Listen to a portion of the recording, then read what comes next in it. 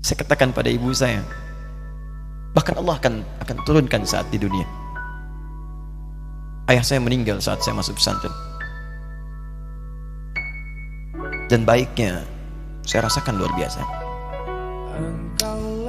Beliau mengajar di musalla kecil dulu, sekarang jadi masjid. Itu saya selalu di bawah. Beliau mengajar, saya tidur. Sekarang gantian saya mengajar, beliau tidur. Dan kadang di pangku gendong sampai pulang. Saya pernah sengaja pura-pura tidur untuk ingin tahu apa yang dikerjakan ayah saya di jalan. Jaga betul supaya nggak bangun. Begitu saya disimpan di kasur dan bangun, diajak bercanda.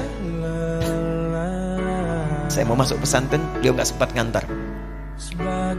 Saya bertemu, beliau menangis, peluk saya, minta maaf, gak bisa ngantar ke pesantren. Saya belum mengerti apapun saat itu. Saya bertekad, insya Allah saya belajar dengan sungguh-sungguh. Sepekan 2 pekan saya dapat panggilan pulang.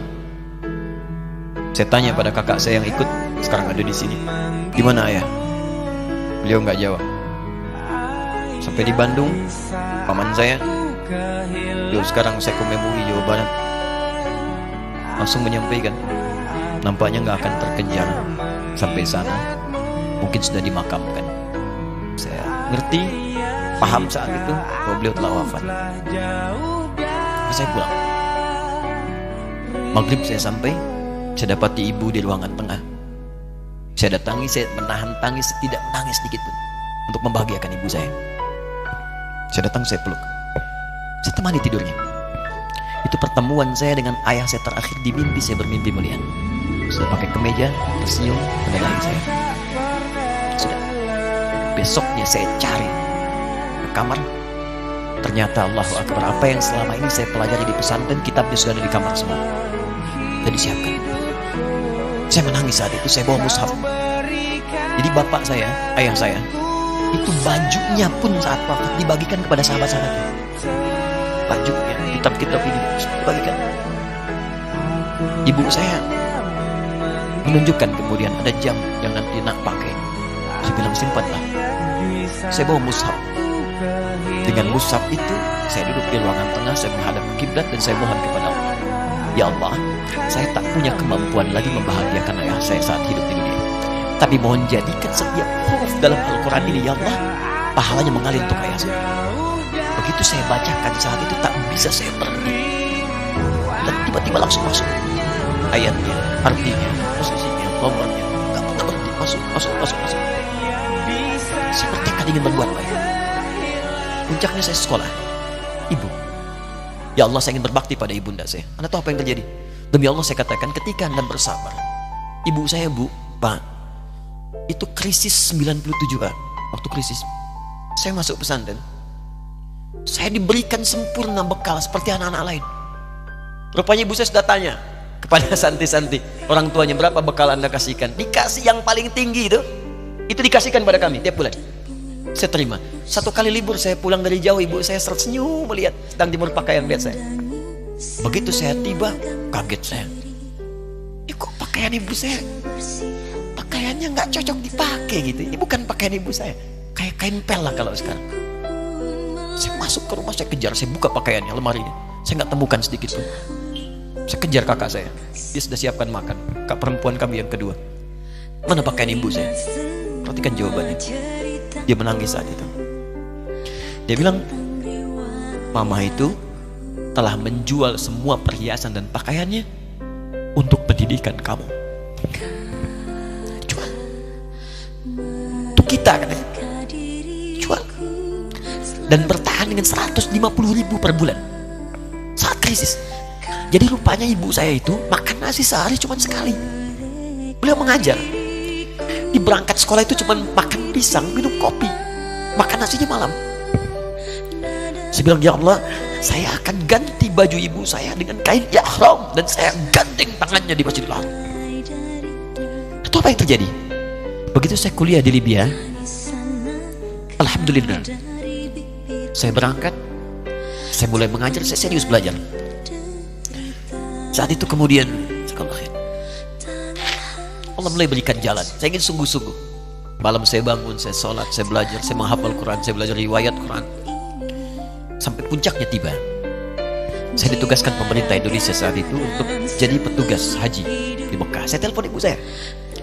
Saya bilang, Ma, saya insya Allah akan haji 2010. Saya telepon Februari saat itu. Saya dengar suara, terbayang wajahnya, indah, senyuman, bahagia. Alhamdulillah, nak. Kapan berangkat? Tahun ini insya Allah. Saya bilang, dan saya tidak akan pernah berangkat kecuali mama pun akan berangkat. Terdengar nada pesimis tapi senyum. Dari mana katanya? Allah akan kasih, saya bilang. Saya sedang bekerja berusaha karena Allah. Mustahil Allah akan sia-siakan. Berapa butuhnya? Porsinya 25 juta. Kapan harus ada? Bulan Juni. Ya, dari Februari ke Juni itu. Ya, Juli bukan Juni, Juli. Ya, jadi saya masih ingat bulan 7 5 bulan itu. Saya ibu, Pak, nabung saya beli tabungan, saya niatkan untuk ibu saya haji. Bulan Juli masih setor 25 juta. Jadi semua tabungan masukin situ. Ada yang ngajar ngasih, masukin situ. Masukin semua. Tepat sepekan sebelum itu kemudian didaftarkan, saya buka tabungan. Allahu Akbar, karunia Allah luar biasa. Tadi butuh berapa? 25 juta. Begitu dibuka, Masya Allah, 1 juta. Karena beasiswa nggak banyak, 1 juta. Tapi 3 hari sebelum daftar, entah dari mana ibu-ibu pengajian di KBRI datang. Ustaz, ibu katanya mau haji juga ya. Ustaz mau haji ya, ibu ikut ya. Sudah nggak usah dipikirin, nanti kami yang pikirkan semuanya. Tiba-tiba dikirim, bayar porsinya di sana, dapat koper paling besar. Bayangkan, tadinya kopernya belum datang, telepon lagi, nak koper belum datang katanya. Saya bilang, Ma, tenang aja, apa hajinya nggak jelas ini? Tidak jelas, saya bilang, insya Allah. Ya. Nah, cuman beritanya berbeda. Begitu saya telepon lagi, Ma, gimana bisa? Nah, telah keluar pengumumannya. Kapan, Ma? 2013. Loh, kan saya haji 2010, nggak bisa, harus 2010. Lihat kalimat ibunda saya. Nah, jangan pernah mengambil hak orang lain. Kalau kasih 2013, alhamdulillah. Saya bilang, Ma, kita tidak harus mengambil hak orang lain, tapi kita meminta kepada Allah yang memanggil kita. Boleh jadi Allah akan berikan tambahan kuota pada tahun ini. Doa lagi, minta, datang ke masjid. Tiba-tiba ada sidang oki di Istanbul saat itu, keputusan 1.000. Setiap ada 1.000 muslim, 1 kuotanya. Saat itu Indonesia dapat tambahan 22.000, termasuk ibu saya ada di situ. Ya, acara malam Al-Qadar 27 Ramadan, malam masih ingat betul, saya jadi MC dengan rektor pada saat itu. Saya nggak pernah bawa handphone, tiba-tiba handphone itu saya bawa, berbunyi kemudian telepon itu. Saya minta pada rektor izin, saya angkat dulu, diperkenankan. Saya kemudian ke belakang masjid, saya angkat. Tiba-tiba saya dengar suara sudah menangis. Nah, katanya, kenapa, Ma? Alhamdulillah, Mama bisa haji. Ternyata kuota itu termasuk ibu saya. 5 bulan, Pak. Enak biasa. Nggak bayar tambahan, nggak ada macam-macam, bisa berangkat. Begitu saya berangkat duluan, saya tungguin betul di apartemennya, di maktabnya sampai datang. Begitu sudah datang, saya nggak sapa, saya lihat dari jauh. Bahagianya saya bisa mengganti pakaian tadi yang lusuh dengan kain ihram. Saya perhatikan, saya ikuti dari belakang. Di lift, saya ikuti. Di jalan, saya ikuti. Begitu sampai Masjidil Haram, saya gandeng tangannya. Ma, kita sama-sama.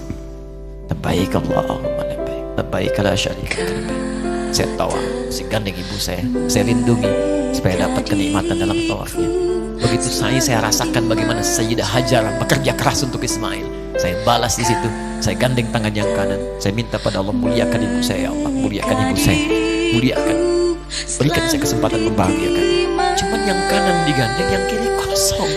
Karena sudah tidak ada. Jadi ketika Anda belajar pun untuk menjadi ulama, Allah akan muliakan Anda. Orang tua Anda akan dapat bagiannya.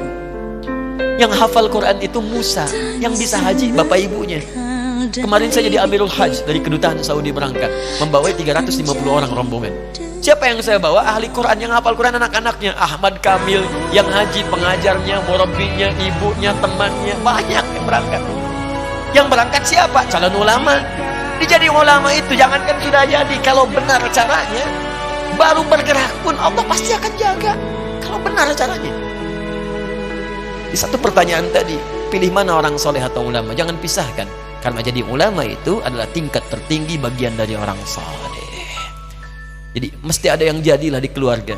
Pilih satu mungkin ahli Quran, dua ahli hadis, yang lain dunia, tapi dunia diniatkan membantu ibadah. Jadi arsitek buat bangun masjid, bangun pesantren, pahala banyak. Insya Allah akan dibuka oleh Allah, insya Allah.